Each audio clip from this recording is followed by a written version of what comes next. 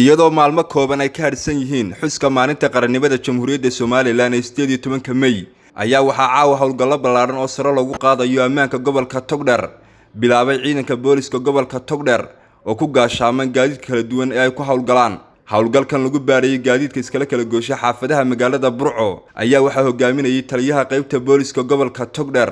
gaashaanle sare Axmed Maxamuud Guutaale iyo taliye ku-xigeenka qaybta booliska gobolka Togdheer gaashaanle dhexe Khadar Faarax waxaana yiraahdeen kullay caawa waxa diyaar ku ah ciidanka booliska gobolka Togdheer iyo saraakiishiisii runtii maadaama ay nagu soo dhowdahay 18 May ama aynu go'aansutaageena Jamhuuriyadda Soomaaliland maalintaan la soo noqonay dawlad qoladii loo oran jiray Soomaaliya aynu dib uga soo noqonay halkan ciidankaasi diyaar wuxuu u yahay howlgal oo maalmahan ba waday runtii oo magaalada sidii caadadaba ahayd xagga nabadgelyada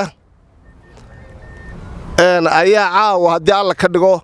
waxaan noo qorshaysan inaan magaalada gallo caawa ciidanku galo magaalada iyadoo ay maalmahan ba runtii ay hawshaas diyaar oo hayo diyaar garow ay ku jireen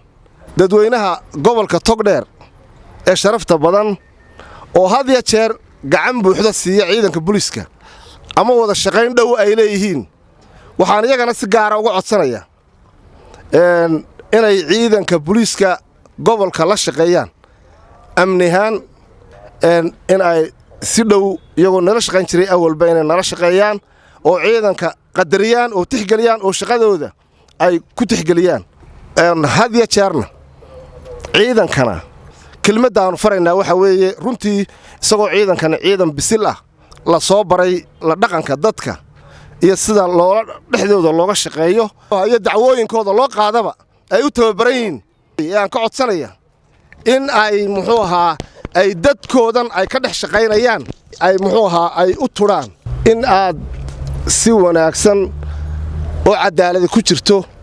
inaad dadka had iyo jeer aad uga dhex shaqaysaan anigoo aaminsan in aad hawl adag haysaan oo maalmahan waa tadogeeyeen waxa marayseen gaardigii baa marayseen oo u diyaar garoobaysan 18 May 18 May haddana dhinaca kale markaad eegto nabadgelyadana idinka gacanta ku hayay ilaahay baa haya dadkeena laftigooda dhibaatooyin bay naga yimaada waa dadkeenii kolley dulqaadka mar walba aynu dulqaadka ogaano dadweynahana waxaan leenahay ciidankiina u tura idinka idin shaqaynayaan idinkoo degan dacwadaha wixii dacwada qabtaan u sheegta saldhigyada iyo laamaha dhammaantood halkan aad baan ugu bogaadinayaa Cabdirashiid Timir Home Cable TV Burco.